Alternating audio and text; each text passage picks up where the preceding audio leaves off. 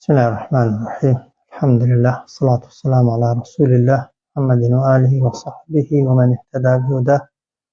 رب اشرح لي صدري ويسر لي أمري واحلل عقدة من لساني يفقهوا قولي. تفسير سورة الممتحنة بيشتنا آتي هاشت كسرتاي سورة كو زوريني آيات كان باسن لولاء براء وشويستي ومسلمانان وهروها دجاتي كردني كساني بباور. دوو جۆر تەوان کافرمان هەیە، کافرێک کە ئەهلی حەربە و شەڕی لەگەڵ موسڵمانان هەیە، ئەوە بە هیچ شێوەیەکی دروست نییە نە لە دڵدا خۆشت بوێ نە هیچ جۆرە کارێکیش بکەی لەگەڵیان کە نیشانەی خۆشەویستی بێ. خەڵکێکی دیکەش هەیە کافرە بەڵام هیچ زەرەرێکی بۆ موسڵمانان نییە و هیچ جۆرە دژایەتییەکی موسڵمانان ناکە. ئەو جۆرە کەسانە لە ڕووی دڵەوە و لە دەروونەوە خۆشمان ناوێن، بەڵام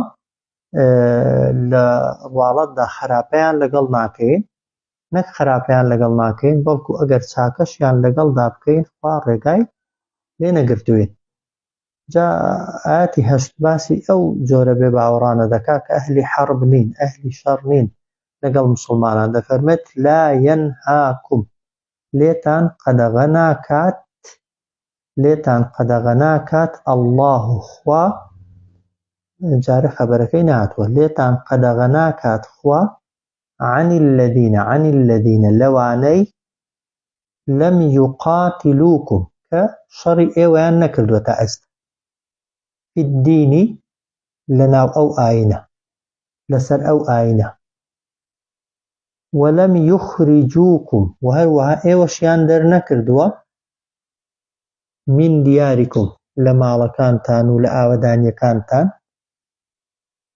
ئەوە خەبەرەکەیتی ستان لێ قەدەغە ناکا خوا ئەن تەبەڕوهم کە چاک بن، چاکە بکەن لەگەڵیان، و هەروەها وتقسطوا و هەروەها دادپەروەریش بنوێنن ئیلەیهم لەگەڵیاندا. خوای گەورە ڕێگای لێ نەگرتوون کە چاک بن لەگەڵیان و هەروەها دادپەروەری و عەدالەتیش لەگەڵیاندا لە بەرامبەریاندا پیا دەکات. طبعاً ئینسانی ماندار لە بەرامبەر هەموو کەسێکدا هەر دادپەروەر دەبێ ببێ و دادپەروەرانە دەبێ بڕیاردا، بە تایبەت لەگەڵ کەسێکدا ئەگەر زەرەری نەبێ بۆت، ئەگەر زیانی نەبێ بۆت. ئین الله بێگومان خوا يحب المقسطین، خۆشی دەون ئەوانەی کە دادپەروەرن. وایە طبعاً دادپەروەری ئەوەیە کە تۆ کافرێک کە شەڕ لەگەڵ دەکا لەگەڵ یەکێک کە شەڕ لەگەڵ ناکە وەکو یەک سەیریان نەکەی، یەکێک خوێنت دەڕێژێ بەڵام یەکێک هیچ زەرێرێکی نییە وەکو یەک مامەڵەی لەگەڵ نەکەی. وایە یەکێک دەرت دەکات و یەکێکیش عیلاقەی نییە، هیچ زەرەری بۆت نییە، ناکرێ وەکو یەک مامەڵەیان لەگەڵدا بکەیت. وەخوای گەورەش هەمیشە ئەو کەسانەی خۆش دەوێ کە دادپەروەری پیادە دەکەن و دادپەروەری جێبەجێ دەکەن. لا ينهاكم الله قەدەغە ناکات خوا لێتان عن الذين لەوانەی لەم يقاتلوكم شەڕی ئێوەیان نەکردووە في الدین لەسەر دین، وەلەم يخرجوكم و هەروەها ئێوەشیان دەرنەکردووە من دیارکم لە ئاوەدانی و ماڵەکانتان. لێتان قەدەغە ناکات چی بکەن؟ ئەن تەبەڕوهم کە چاک بن لەگەڵیان، چاکەکاری بکەن لەگەڵیان، پاشان وتقسطوا ئیلەیهم و هەروەها دادپەروەری بنوێنن لە بەرامبەریاندا لەگەڵیاندا، چونکە ئین الله يحب المقسطین، بێگومان خوای گەورە ئەو کەسانەی خۆش دەوێت کە دادپەروەرن. وازح ئاەتەکەوە نییە؟ طبعاً ئیبن عەباس دەفەرمێ ئەو ئاەتە لەسەر تیرەیەک هاتوونەتە خوارێ کە ناوی خوزاعە بوون، بێباوەڕ بوون، بەڵام پەیمانیان لەگەڵ پێغەمبەری خوا بەست بوو کە قەت شەڕی پێغەمبەر نەکەن صلی الله عليه وسلم و دژایەتی هیچ کەسێکیش نەکەن دژی پێغەمبەری خوا صلی الله عليه وسلم. پێغەمبەر صلی الله عليه وسلم ڕوخسەتی بە ئیمانداراندا کە لەگەڵ ئەو تیرەیە مادام وعدیان داوە شەڕی موسڵمانان نەکەن و هاوکاری کەس نەکەن، کەس نەک شەڕیان لەگەڵ نەکات و ئەزیەتیان نەدا، بەڵکو ئەگەر چاکەشیان لەگەڵدا بکەنەوە ئاساییە حاڵێن. و هەروەها ئەسمای کچی ئەبوو بەکر دەفەرمێت کاتێک کە ئەوە بوو یعنی لە سەردەمی لەمە ئەوەی دابووم یعنی دەڵێ دایکم بتپەرست بوو ئەو کاتەی کە پێغەمبەر صلی الله عليه وسلم سڵحی حودەیبیەی لەگەڵ خەڵکی مەککەدا کرد داکم هاتە لام ئەو بتپەرستە ئەویش ئیماندار دەڵێ وتمەی پێغەمبەری خوا صلی الله عليه وسلم دایکم هاتۆتە لام و دەیەوێت سەردانم کاولەکنم بمێنێتەوە چۆن مامەڵی لەگەڵ بکەم بۆم هەیە چاکەی لەگەڵدا بکەم پێغەمبەر فەرمووی نەعەم سەلی ئومەک فەرمووی بەڵێ سیلەی ڕەحم لەگەڵ دایکتدا جێبەجێکە یعنی چاکە لەگەڵ دایکتدا بکە ئەگەر دێتەکنت یان دەچێکنی ئاساییە مادام کەسێکی بێزیانە و بێزەررە وازەحە کاتە ئاەتی هەشت مەفهومەکەی وایە کە خوای گەورە ڕێگاتان لێ ناگرێت ئەی ئیماندارینە کە چاک بن و هەروەها دادپەروەری بنوێنن لەگەڵ کەسانێکدا کە نە لەسەر دین شەڕتان لەگەڵ دەکەن و نەک ئێوەشیان دەرکردووە لە ماڵ و حاڵی خۆتان و لە ئاوەدانیەکانتان چونکە خوای گەورە حەزی لێیە لە دادپەروەریە و هەروەها دادپەروەرانیشی خۆش دەون نەک خۆشی دەونها لە قیامەتی پێغەمبەر دەفەرمێ صلی الله عليه وسلم دادپەروەران لە ڕۆژی دواییدا لەسەر مینبەر و دوانگەیەک دادەنیشێندرێن لە نور و ڕووناچی ئەو کەسانە کە لە حکمکردندا ئەگەر حکمڕان بووبن دادپەروەر بووبن و تەنانەتی ئەوانەشی لەگەڵ ماڵ و خێزان و ژێردستەکانی خۆیاندا دادپەروەر بووبن خوای گەورە هەر ئەو شوێنەیان بەنسیب دەکات ئەو جار ئەوە بەشی یەک ئەو جار دەفەرمێ ئینەما بێگومان تەنها ينهاكم الله قەدەغەی دەکات لێتان خوا عن الذين لەوانەی یعنی کە چاکەکار بن لەگەڵ ئەوانەی کە قاتلوکم في الدین کە شەڕتان لەگەڵ دەکەن سەبارەت بە دین لەسەر دین ئەو جار و ئەخرەجوکم و ئێوە دەردەکەن یان ئێوەیان دەرکردووە من دیاریکم لە ئاوەدانیەکانتان وازەحە یان وەظاهەڕوو یان پشتیوانی و یارمەتی یەکتریان داوە یا خەڵکیان داوە على ئیخراجکم لەسەر دەرکردنی ئێوە وازەحە هەر کەسێک کافرە شەڕی دینت لەگەڵ دەکا یان دەیەوێت لە زێد و نیشتیمان و ماڵی حاڵی خۆی دەرتکە یان بە ناڕاستەوخۆ پشتیوانی ئەو کەسانە دەکا کە تۆ دەکوشن یان ئەتۆ دەردەکەن خوای گەورە قەدەغەی کردووە چی بکەن لەگەڵیان ئەن تەوەلەوهم کە دۆستایەتیان لەگەڵ ببەست نەک چاکەیان نابێت لەگەڵدا بکەن نابێت دۆستایەتی و برادەرایەتی و ڕەفیقایەتیشیان لەگەڵدا ببەست وازەحە ومن يتولهم هەر کەسێک دۆستایەتی ئەو جۆرە کەسانە بکە پەیوەندی لەگەڵ ئەو جۆرە کەسانە ببەستێت کە شەڕتان لەگەڵ دەکەن یان دەرتان دەکەن یان پشتیوانی دژمنەکانتان دەکەن بە ناڕاستەوخۆ فەئولائیک هم الظالمون ئەوانە بەبێ گومانی لە ڕێزی ستەمکاران و بە ستەمکار حساب دەکرێن و هەژمار دەکرێن وازەحە ئینەما ينهاکم بێگومان لێتان قەدەغە دەکات خوا ئینەما بێگومان تەنها و تەنها ينهاكم الله لێتان قەدەغە دەکا خوا عن الذين لەوانەی قاتلوكم في الدين شەڕیان لەگەڵ ئێوە کرد لەسەر دین وأخرجوكم من دياركم وإيوشيان دەرکرد لە ئاوەدانیەکانتان پاشان وظاهروا على إخراجكم یارمەتی و پشتیوانی خەڵکیاندا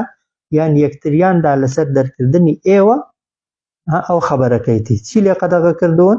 ئەن تەوەلەهم کە دۆستایەتیان بکەن و هاوڕێیەتیان بکەن و وەک دەڵێ بە برادەری خۆتان و بە گەورەی خۆتانیان حساب بکەن ومن يتولهم هر کەسێک دۆستایەتی ئەو جۆرە کەسانە بکە فأولئك هم الظالمون ئەوانە بەبێ گومانی لە ڕێزی ستەمکارانە. واضحە؟ ئەو جا دەفەرمێت یا ئەیها الذین آمنوا ئەی ئەوانەی کە باوەڕتان هێناوە إذا جاءكم المؤمنات کاتێک هاتن بۆلاتان ئافرەتانی ئیماندار کاتێک هاتن بۆلاتان ئافرەتانی ئیماندار یعنی لە مەککەوە هاتنە مەدینەی مهاجرات بە نیەتی کۆچکردن وەکو کۆچبەر وەکو کۆچەری چی بکەن؟ فامتحنوهن تاقیان کەنەوە تاخوا هاتنەکەیان لەبەر ئیمانەکەیانە یان هۆکارێکی دیکە هەیە لەگەڵ مێردەکەی لەگەڵ خسمەکەی کێشەیەکی هەیە بە نیەتێکی دیکە هاتو. واضحە؟ فإن علمتم الله خوا أعلم بإيمانهن أعلم لأيوة چاکتر زانا بإيمانكيان بإيماني دڵیان تاقیان کەنەوە یعنی ئەگەر بە ظاهر بۆتان دەرکەوت پاڵنەرەکەیان ئیمانە و ئیمان وای لێ کردوون بێت ئەوە یعنی قسەکەیان قبولکەن الله أعلم بإيمانهن خواش لأيوة زاناترە بە ئیمانەکەیان کە ئیمان لەکوێدایە لەناو دڵدایە و خواش تەنها ئاگاداری ناو دڵەکانە. فإن علمتموهن ئەگەر زانیتان مؤمنات ئەو ئافرەتانەی هاتوون ئیماندارن فعلا ئیمان وای لێ کردوون بێن فلا ترجعوهن مەیان گەڕێننەوە بۆ کوێ؟ إلى الكفار بۆ لای بێ باوەڕان. باشە؟ بۆ چونکە لاهن حل لهم لاهن ئەو ئافرەتانەی کە ئیماندارن حەڵاڵ نین بۆ پیاوانی بێباوەڕ لاهن ئەو ئافرەتانەی کە ئیمانیان هێناوە حل لهم لای لێتەمان حەڵاڵ نییە بۆچێ لەهم بۆ پیاوانی بتپەرست ئافرەتێک کە ئیمانی هێنا ئەگەر مێردەکەی کافر و بتپەرست بۆ حەڵاڵ نییە لەکنی بمێنێتەوە نابێت لەکنی بمێنێتەوە واگەر فەرزەن موسڵمانیش بێ لە دین هەڵگەڕێتەوە ببێتە مولحید یەکسەر نیکاحەکەی بەتاڵ دەبێتەوە ئۆتۆماتیکیەن دەبێت ئەو ئافرەتە لەو پیاوەی خۆی جیاکاتەوە ولا هم و ئەوانیش یعنی پیاوانی بتپەرستیش یحلونە حەڵاڵ نین لەهونە بۆ ئافرەتانی ئیماندار نە ئافرەتی ئیماندار بۆ پیاوی بتپەرست حەڵاڵە نە پیاوی بتپەرستیش بۆ ئافرەتی ئیماندار حەڵاڵە. واضحە؟ ئەو جار دەفەرمێ و ئاتوهم پێیان بدەنەوە بە مێردی ئەو ژنانەی کە هاتوونە لای ئێوە حاڵی و ئاتوهم پێیان بدەنەوە بە مێردی ئەو ژنانەی کە هاتوونەتە مەدینەی بەنیەتی ئیمان و مانەوە لەوێ ما ئەنفەقوا ئەو مەسرفەی کە لە ژنەکانیان کردووە. واضحە؟ بۆی ئەوە جۆرێکە لە دادپەروەری کەسەکە ژنی لە قیستووە بەڵام ئەو مەسرفەی کە لێی کردووە طبعاً ئەو کەسەی مارەی دەکرد دەبوایە بۆی بگەڕێنێتەوە. وأنفقوا وآتوهم پێیان بدەنەوە ما ئەنفەقوا ئەوەی کە لێیان سەرف کردوون لەو ژنانە. واضحە؟ ئەو جار دەفەرمێ ولا جناح عليكم هیچ گوناهێک لەسەر ئێوە نییە ئەن تەنکیحوهن کە مارەیان کەنەوە ولا جناح عليكم هیچ گوناهێکتان لەسەر نییە ئەن تەنکیحوهن کە مارەیان بکەنەوە بەڵام بێگمەرج ئیذا ئاتەیتموهن کاتێک کە پێتان دانەوە ئوجوڕەهن مارەیەکەیان.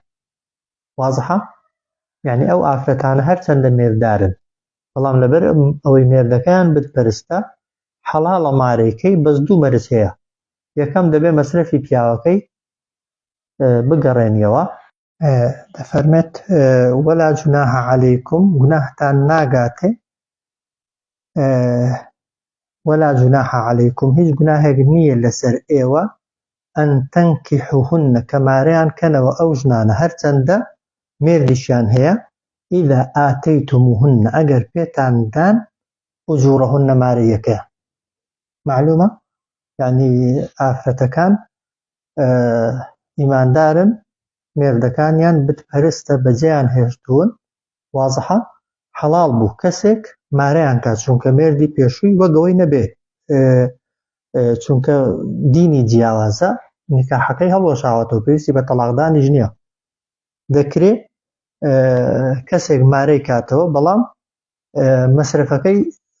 بگەڕێنێتەوە مەسرفەکەی بۆ بگەڕێنێتەوە و هەروەها کە مارەی کرد مارەیەکی سەر بەخۆ و تازەی بۆ بکە واضحە لەوجا شتێکی دیکە ئەگەر بەعەکسەوە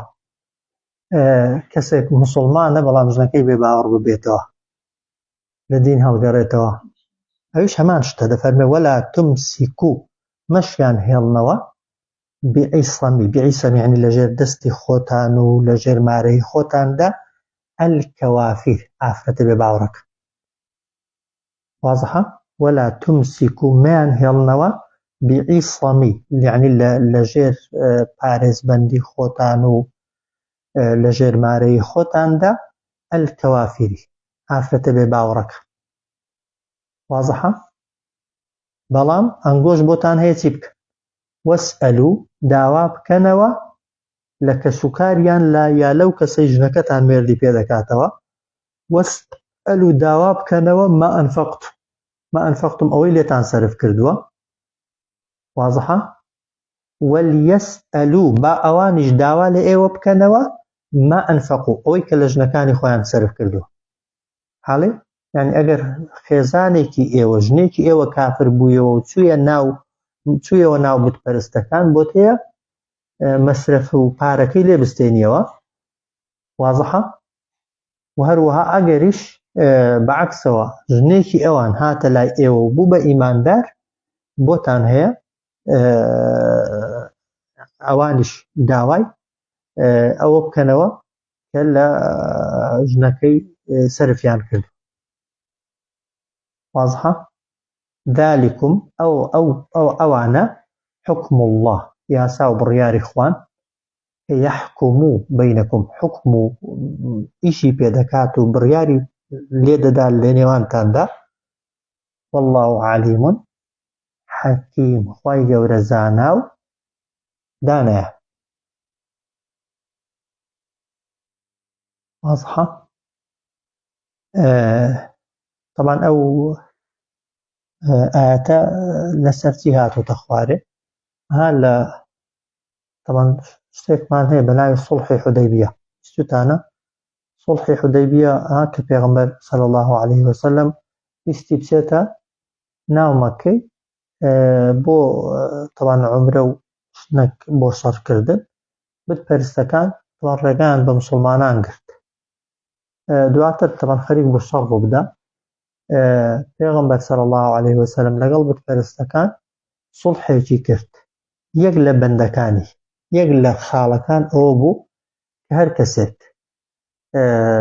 لە خەڵکی مەککەی موسڵمان ببێ بچێتە مەدینەی دوای ئەو سوڵحەی پێغەمبەر دەبوایە بیگەڕێنێتەوە حاڵێ بەڵام بەعەکسەوە ئەگەر کەسێکی موسڵمان لە دین هەڵگەڕابایەوە بتپەرستەکان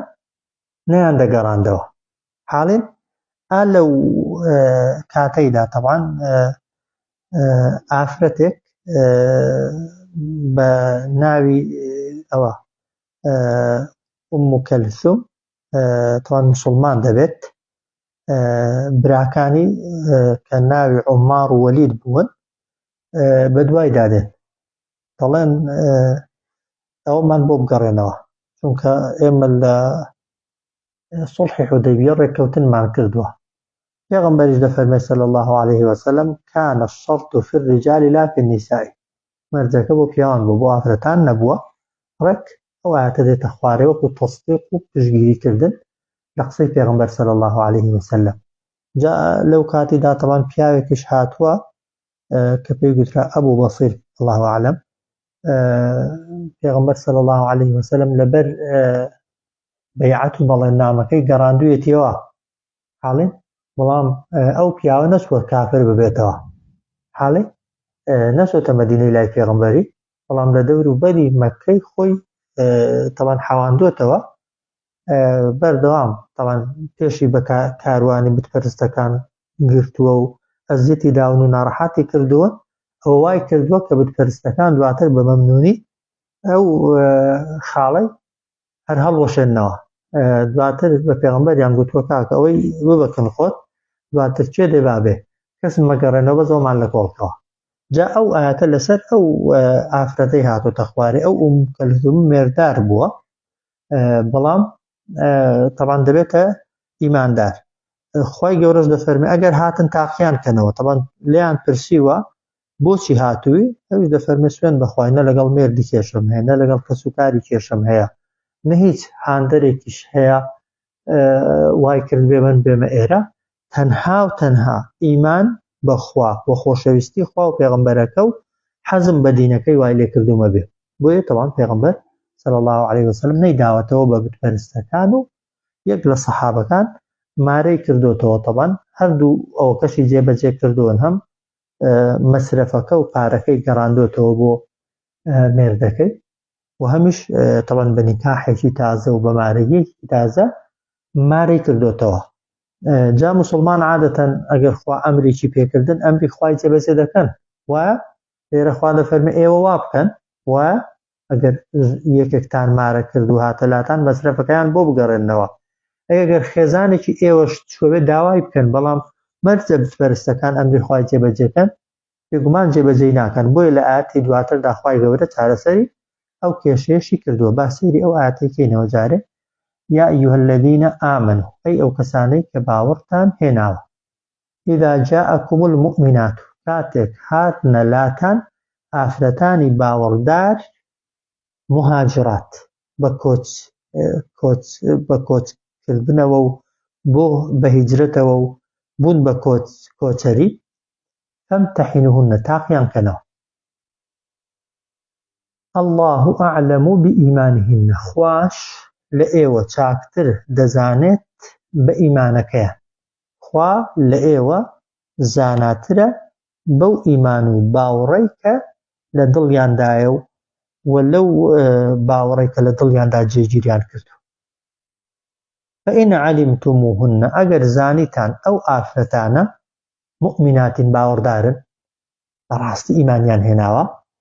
فلا ترجعوهن إلى الكفار نەکەن بیان گەڕێنەوە بۆ لای بێ باوەڕان. بۆتان نییە ئەو لای نەهیەها، ئەنی نابێت بە هیچ شێوەیەکی بیان گەڕێنەوە بۆ لای بێ باوەڕ. بۆ لا هن حل لهم چونکە ئەو ئافرەتانێک کە ئیمانیان هێناوە حەڵاڵ نین بۆ پیاوانی بتپەرست ولا هم يحلون لهن و ئەوانیش حەڵاڵ نین بۆ ئافرەتانی ئیماندار. واضحة؟ وآتوهم پێیان بدەنەوە بە مێرد و پیاوی ئەو ئافرەتانە کە ئیمانیان هێناوە ما ئەنفەقوا ئەوەی لیان سەرف کردووە. واضحة؟ ولا جناح عليكم و هیچ گوناهێکیش نییە لەسەر ئێوە ئەن تەنکیحوهن کە بچن مارەیان کەنەوە ئیدا ئاتەیتموهن کاتێک کە پێتان دانەوە ئوجوڕهن مارەیەکەیان. واضحە؟ چونکە نیکاحی ئەو پیاوەی هەڵوەشاوەتەوە، هەر یەک لە ژن لە مێردی لە دین هەڵگەڕێتەوە و پاش گەز بێتەوە نیکاحەکە یەکسەر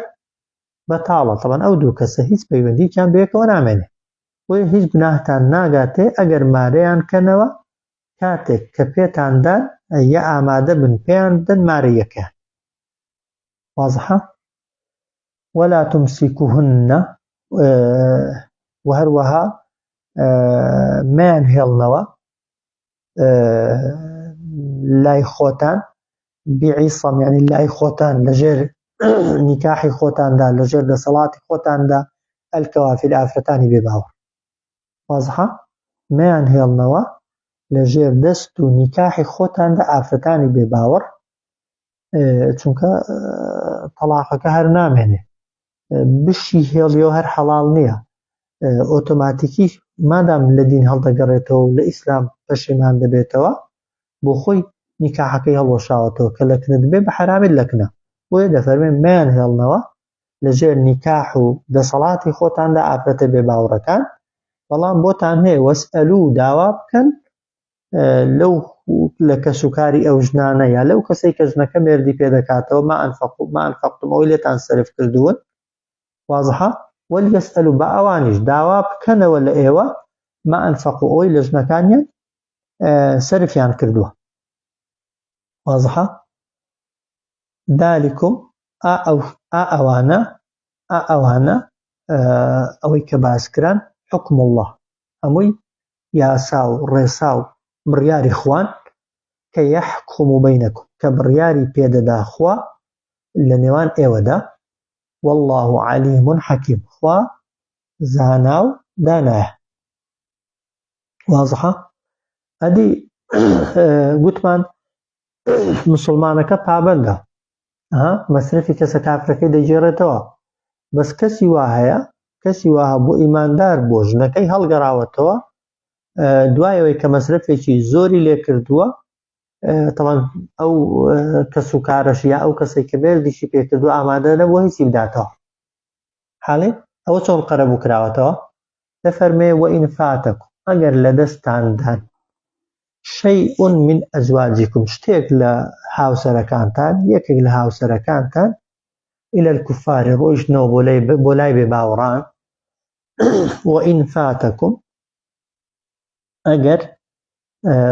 لە دەستاندا ڕای کرد شەیء من ئەزواجیکم یعنی یەکێک لە هاوسەرانتان لە هاوسەری یەکێکتان ڕۆیشتەوە بۆ کوێ إلى الكفار بۆ لای بێباوەڕان دواتریش فعاقبتم ئێوە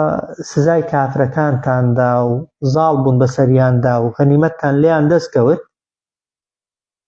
حاڵێت ئەوە دەبوا لەو ماڵی غەنیمەتەی چی لێ بکرد دەفەرمێ فەئاتوا الذینە بیدەنەوە بەوانەی ذەهەبەت ئەزواجهم کە ڕۆیشتووە هاوسەریان مثل ما ئەنفەقوا بە ئەندازەی ئەوەی کە لە ژنەکەی سەرفی کردووە حاڵێت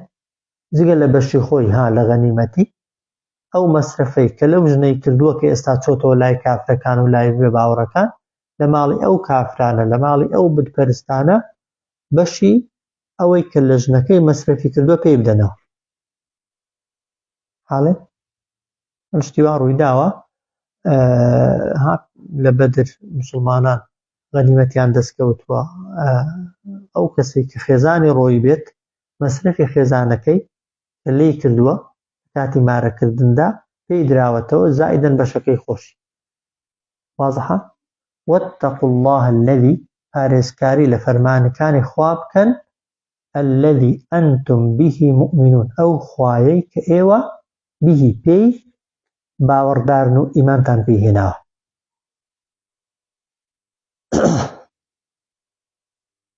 واضحە وإن فاتكم شيء وإن فات يعني فوتا لدستان شو شتێک لە خێزانەکانتان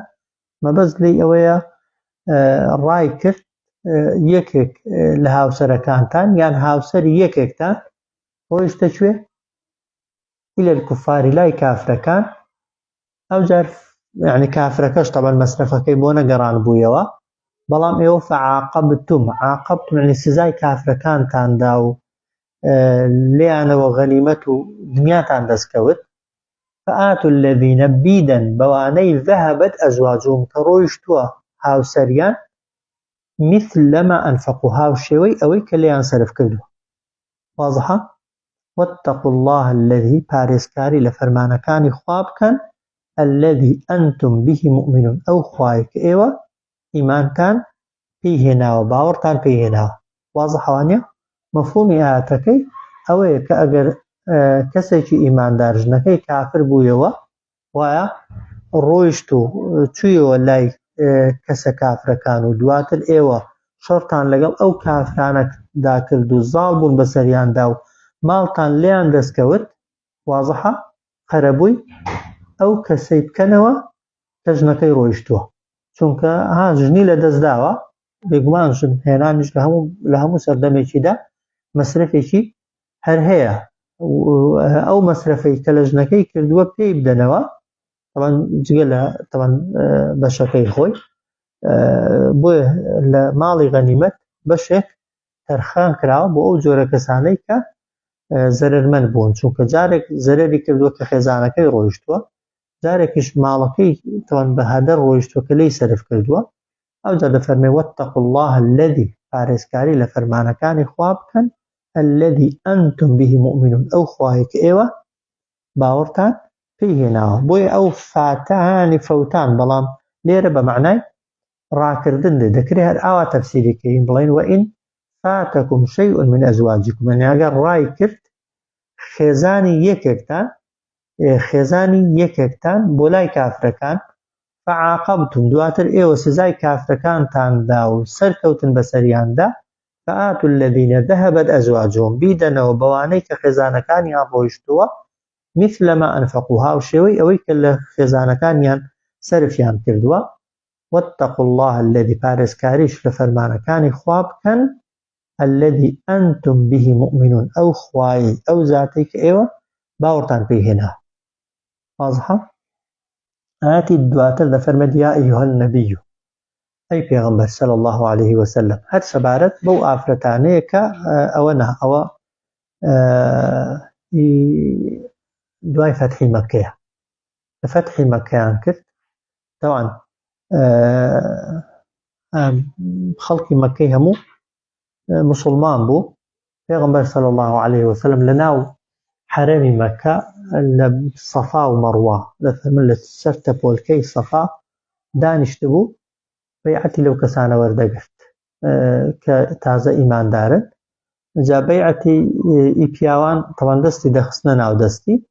کەسەکە بەیعەتی دەدا کە شەریک بۆ خوا بڕیار نەدا و دڵسۆزی دین بێ و جیهادکا و تێبکۆشێ لە پێناوی خوای گەورەدا. دواتر کە پیاوەکان تەواو بوون ئەوجار سەرەی ئافرەتان هات کە بێنە لای پێغەمبەر صلی الله عليه وسلم بەیعەت بە پێغەمبەر بن صلی الله عليه وسلم. دیارە هێندێک لە ئەوەکان ئەسمای کچی سەکەنە دەڵێ من یەکێک بووم لەو ئافرەتانەی کە بەیعەتم بە پێغەمبەردا صلی الله عليه وسلم، چاومان لێ بوو پیاوان کە بەیعەتیان دەدا دەستیان دەخستە ناو دەستی پێغەمبەر، فەرمووی دەستت درێژ کە ئەی پێغەمبەر صلی الله عليه وسلم با بەیعەتت پێ بدەم. پێغەمبەر فەرمووی ئینی لا ئوسافح النساء، من دەست ناخەوە ناو دەستی ئافرەتی، لكن آخذ عليهن ما أخذه الله عليه، ئەو بەیعەتیان لێ وەردەگرم کە خوا لێی وەرگرتوون. حاڵێ جا بەیعەتی ئافرەتان بەو شێوازەی بووە، بەس بە قسە بەس بە دەم. خوای گەورە بە پێغەمبەر دەفەرمێت یا ئەیها النەبی ئەی پێغەمبەر صلی الله عليه وسلم إذا جاءك المؤمنات کاتێک هاتنە لات ئافرەتانی ئیماندار بۆچی هاتن؟ یوبایعنەکە تا بەیعەتت پێ بدەن، تا پەیمان نامەت لەگەڵ ببەستن و بەڵێنت پێ بدەن. بەیعەتیان لێ وەرگرە لەسەر چی؟ على أن لا يشركن بالله شيئا، بەیعەتیان لێ وەربگرە هاوبەش و شەریک بۆ خوا بڕیار نەدەن لە هیچ شتێکدا، هیچ شتێک نەکەنە شەریکی خوا. إذا جاءك المؤمنات کاتێک هاتنە لات ئافرەتانی ئیماندار یوبایعنەکە تا بەیعەت و پەیمان و بەڵێنت لەگەڵ بەستن. حاڵێ من لێرە فعلێکی مەحذوف هەیە، دەفەرمێت فەبایعهن، بەیعەتیان لەگەڵ ببەستە لە پێش على أن لا تشركەکەی ها، بەیعەتیان لەگەڵ ببەستە على أن لا يشركن بالله شيئا، بەیعەتیان لێ وەرگرە کە نابێ بکەنە هاوبەش و شەریک بۆ خوا هیچ شتێک لە جۆرەکانی بەندایەتیکردن و پەرستندا. وازحە؟ یعنی ئافرەتەکە دەبوایە بڵێ بەڵێن دەدەم ئەی پێغەمبەری خوا صلی الله عليه وسلم کە لەمە دووە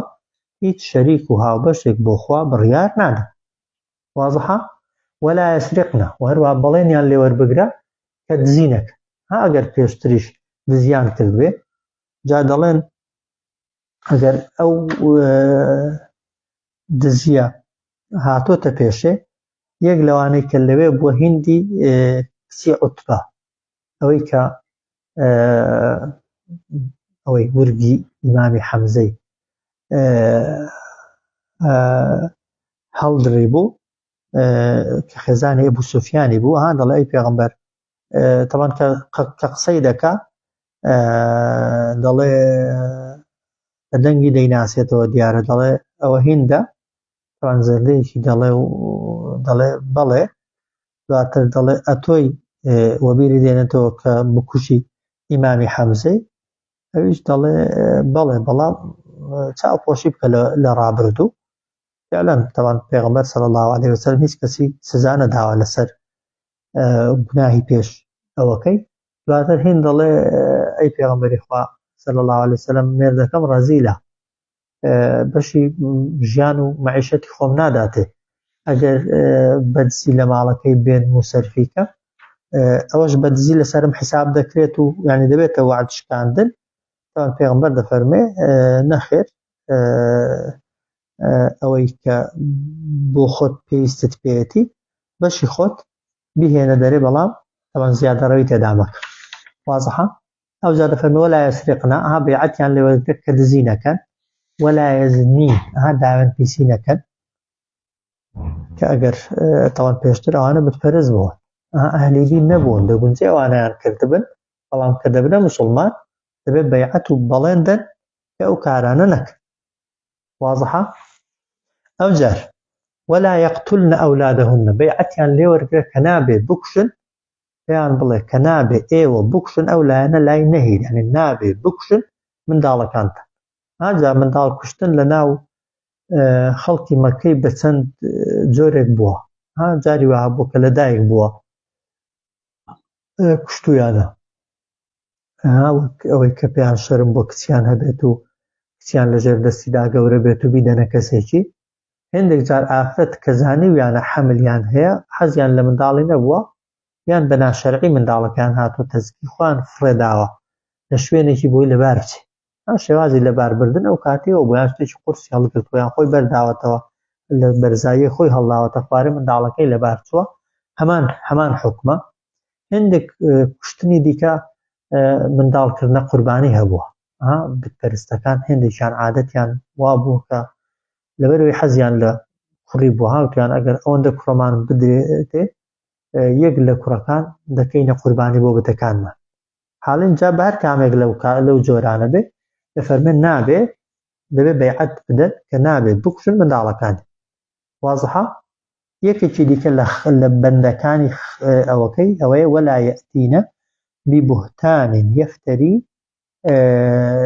يأتين ببهتان يفترينه بين أيديهن وأرجلهن نابێ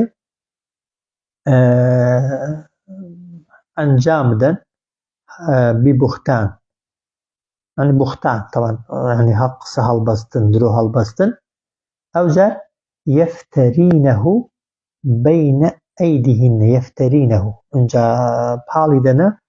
بين أيديهن نێوانی دەستیان و نێوانی قاچیان ئەوە یعنی چی هەندێک ئافرەت کە منداڵیان نەبووە حاڵێن چۆن منداڵێکی طبعا ئەو کاتی بۆ معلوماتان ئەوە نەبووە يعني ژن و پیا و طبعا ئافرەتیان وەکو کەرستەی خۆ بەتاڵکردنەوە تەماشا کردووە بۆ معلوماتان يعني ئەوە نەبووە وەکو ئێستا بەردەوام سێ جەمە و خە و جێگا و هەموو شتێکیان بەیەکەوە بێ لە ڕۆژی یەکەمەوە کە حەملی پەیدا دەبێت پیا و ئاگای لێبێت و نازی بکێشێ و مەکروشتی هەڵگرێ هەتا منداڵی لەدایک دەبێت جاری وها بووە ئافرەتەکە سکیشی پەیدا کردووە و منداڵیشی بووە پیاوەکار ئاگای لێ نەبووە حاڵێن بۆیە هەیەە لەو ئافرەتانە منداڵێکی هەڵگرتوتەوە ڕێک بە مێردەکەی خۆی گوتوەوەی خۆمە و کردوێتی بە منداڵی خۆی و دواتر بە کوڕی ئەو پیاوەی بانکراوە بەس بۆچی بەس بۆەوەی نەگوترێ ئەو ژنە منداڵی نابێت و نەزۆکە چونکە نەزۆکی منداڵ نەبوونی لەکن ئافرەتی طبعا شتێکی قورسە و گرانە جا لێرە مەبەستی ئەوەیە وەکو دەفەرمێ ولا يأتين يعني مێن ببهتان بە هەڵبەستنی شتێک بوختانێک يفترينه کە هەڵی بەستن و پاڵی دەنە بين أيديهن نێوانی دەستەکانی خۆیان و نێوانی قاچیان منداڵ کە دەبێت دەکەوێتە شوێ کە بە تەبیعی لەدایک دەبێت طبعا دەکەوێتە ناوڕان و دەستی ئافرەتەکەی کە ئەو لە دوو لە ئەوەی تەشبیهات نەبێ هەندێک ئاژەڵ کە بێچویان دەبێت و هەم ئەوەیان دەبێیان بێچێت کە دایکی دەمرێ جاری وا هەیە دەیخەنە بن وەختی ئەوەکەی کە ئاژەڵێکی دیکە بێچووی دەبێ و دەزێ دەیبەنە ئەوەکەی یان هێندێک عەمەلیەی دەکەن ئەزیەتی ئەوەکەی ئاژەڵەکەی دەدەن بۆی وای تێگەێنن کە ئی خۆیەتی و بوویەتی بۆی دواتر لی گەڕێ شیری بخوات و یان چاودێری بکات و شیری پێ بدە جا ئەو ئافرەتە شتێک منداڵێکی تەمەن منداڵ فڕەدان ئەو کاتە زۆر لە ئێستا زیاتر بووە کە خەڵک باکی نەبووە تەمەن هیچ لە مەسەلەی داوێن پیسی و شتی کەم نەگەڕاونەتەوە و منداڵێکیش کە ئی خۆی نەبوو بێت تەبعاً هەڵی نەگرتوتەوە باکیان نەبووە منداڵی دەکوشێ و دەمرێ فڕیان داوە لە شوێنێکی جا ئەو جۆرە ئافرەتانە هەبوون هێندێکیان کە منداڵیان نەبووە هەڵیان داوەتە یعنی وەگەوەی منداڵی خۆیان بێت و بەشمێردەکەی خۆیان یان گوتووە و منداڵی خۆمانە و لە خۆمان پەیدا بوو هەر وەک چۆن منداڵی خۆمان دەکەوێتە نێوان ئەوەی خۆمانە بۆیە وەلا یەئتینە بیبوهتانین یعنی منداڵی دیکە تەبعاً بە درۆ هاڵمەدەنە تەبەن لای مێردەکانتان وەک ئەوەی کە لە نێوانی دەستی خۆتان و قاچی خۆتان کەوت بێتە خوارێ ئاوایە واسە ئەوجار وەلا یعصینەکە یەکێکی دیکە لە بەندەکان ئەوەی با سەرپێچی لە فەرمانی تۆ نەکەن فی معروفین لەو شتە چاکانی کە پێیان دەڵێ وازحە بەیعەتیان لێوەرگرە کە سەرپێچی فەرمانەکانی تۆ ئەمرەکانی تۆ نەکەن لە هیچ شتێک لەو شتانەدا کە تۆ فەرمانیان پێدەکەی لە چاکە ئەوجار دەفەرمێ فەبایعهن پەیمان و بەڵێنیان لێوەرگرە ئەوجار هەر ئەوەندەش نا وەستەغفیر لەهن الله داوای لێخۆشبوونیشیان بۆ بکە لە خوا ئین الله غەفوور ڕەحیم بێگومان خوا لێخۆشبوو میهرەبانە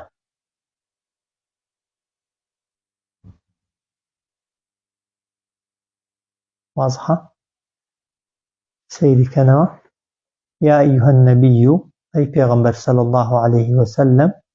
إذا جاءك المؤمنات كاتك هاتن بولات ئافرەتانی ئیماندار يبايعنك تاب پەیمان و بەڵێن و وعدت پێبدەن وازحە هەر لەوێ گوتمان مەحذوفێکی لێ یعنی پەیمانیان لەگەڵ ببەستە و پەیمانیان لێوەرگرە على أن لا يشركن بالله شيئا کە نەکەنە هاوبەش بۆ خوا هیچ شتێک لە پەرستندا ئەوە یەک ولا يسرقن پەیمانیان لێوەرگرە کە دزی نەکەن ئەوە دوو ولا يزنين پەیمانیان لێوەرگرە کە داوێن پیسی نەکەن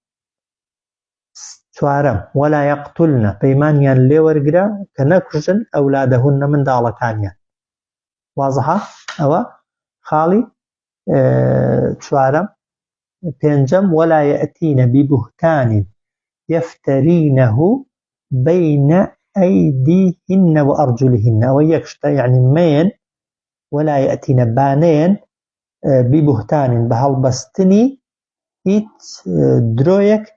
كيفترينه كبالدنا بين أيديهن نيواني دستيانو نيواني قاتشيان واضحة ولا يعصينك في معروف باسر بيتشي لفرماني توج نكن لهيج كاريكي چاكدا فبه أو ششم دكا بله أو جار فبايعهن أو خالنيا بيعتيان لورقرا پەیمانیان لێوەرگرە لەسەر ئەو شتانە